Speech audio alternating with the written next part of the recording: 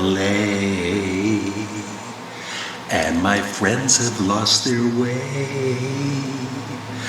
They'll be over soon, they say. Now they've lost themselves instead. Please don't be long. Please don't you be very long. Please don't be long, for I will be asleep. Don't be long, don't be long, don't be long, don't be long. It goes on for like 5 minutes. Hi fans of high quality entertainment. I just got off work at Mifflin. Great place to work. Today I'm ranking and reviewing Magical Mystery Tour, which of course, was not an album in the UK. It was an EP. Just 1 second, I'll be right back. It's story time. Yeah, this is the deluxe version of Magical Mystery Tour with the Blu-ray and DVD movie. And so, in the UK, of course, Magical Mystery Tour came out as an EP. I bet you didn't know that.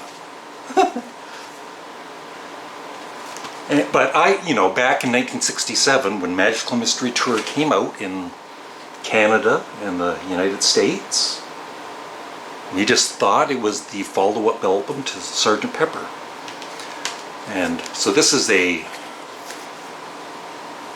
maybe somebody can let me know if this is a authentic replica of the original EP.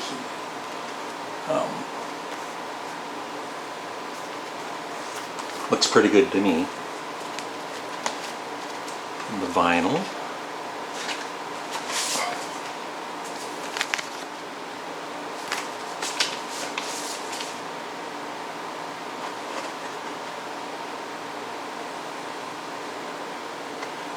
Never been played because I don't have a working turntable, and that's okay.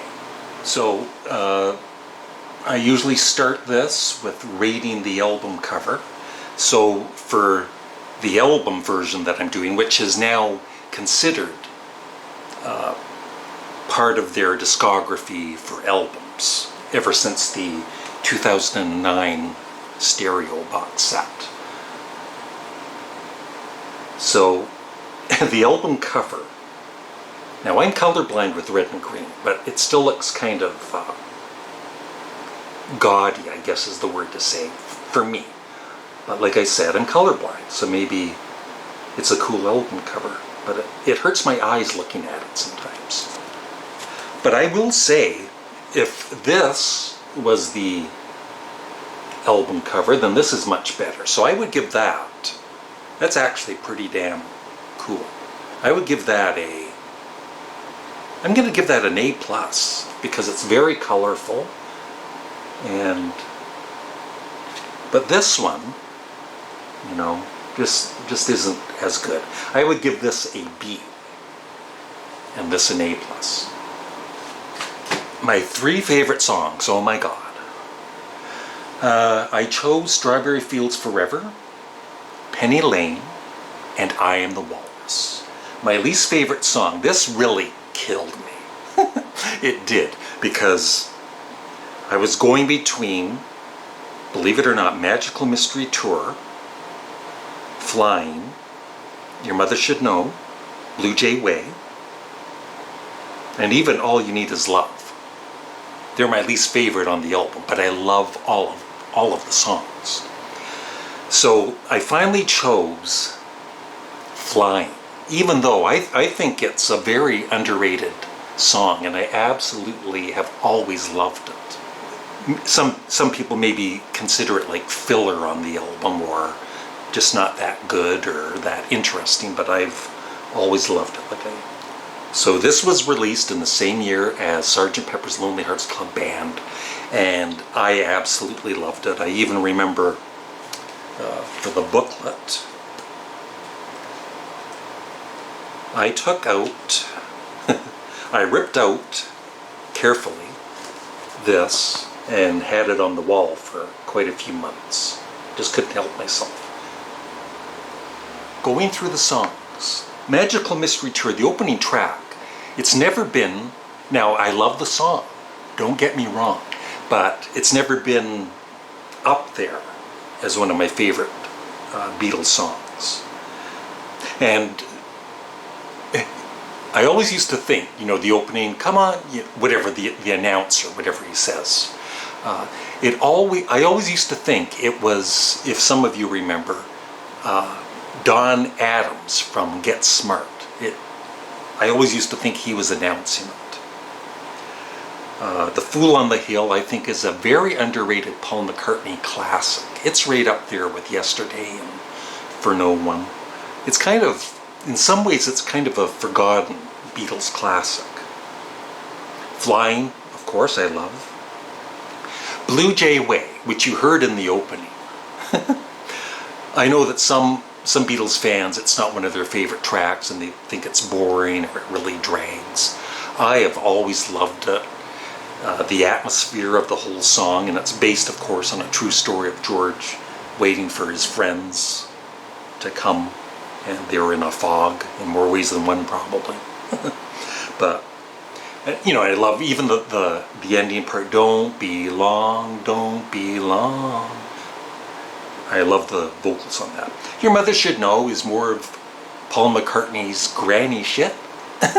But I wonder, you know, I really think, this might be a longer video than usual, and I've said this before, I really think that John Lennon was envious of Paul McCartney sometimes, with how easy he came to doing melodies and, you know, even this old-time sounding music. Because I'm sure growing up, John Lennon liked this kind of music too, vaudeville or whatever you want to call it. And not to say that Paul McCartney wasn't jealous of John Lennon in some ways, but Paul McCartney has never really put John down and, you know, just said, oh, that song's crap or whatever. But then again, John even says some of his own songs are crap. He's just, I guess, maybe more honest or whatever. But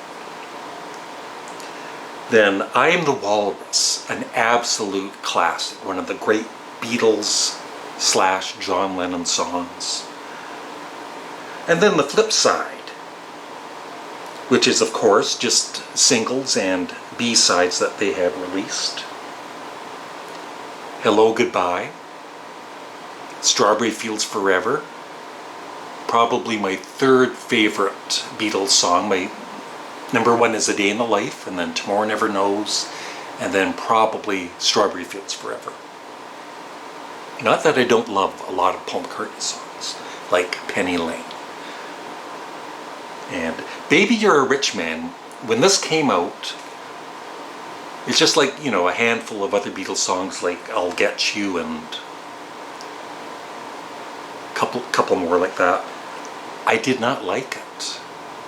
It annoyed me, and it was only in the last, maybe around the time the box set came out, I finally warmed up to it, and I absolutely love it now. And then, of course, All You Need Is Love, another classic. So to me, the album is basically perfect. And in my rating, I have to give it an A+. I'm sorry I'm giving so many Beatles albums A+, but the Beatles are my favorite band. And, you know, I'm not going to, well, I'm going to be cool and give this one an A-. I'm going to be honest and give it how, you know, I love this as soon as I heard it in 1967, and my mind has never changed about it. And things have, you know, like Baby You're a Rich Man have only improved in time. But the ranking was really difficult because I'm kind of thinking, okay, this isn't necessarily an authentic studio album by the Beatles, but it's still a Beatles album in their discography, at least today.